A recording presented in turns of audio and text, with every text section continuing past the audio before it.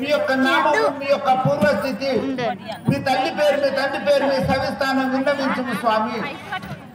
ఆ విధంగా ఆయన నా నామమునగా దశరథ మహారాజు అంటారు.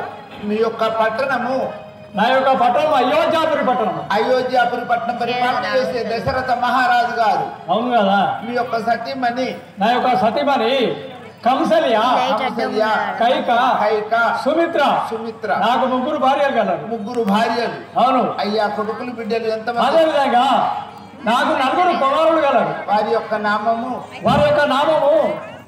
రామచంద్రుడు, శ్రీరామచంద్రుడు, లక్ష్మణుడు, భరతుడు, చిత్రాగ్నుడు. నలుగురు కుమారులు. అయ్యా ఇప్పుడు ఎక్కడికి పోవచ్చున్నారు? ఇప్పుడు అయోధ్యపురి సభామందిరప్పుడు పోవచ్చున్నాము. చిత్తము స్వామి ఏం చేయు చల్లగా వారు దిల్లు నాయన.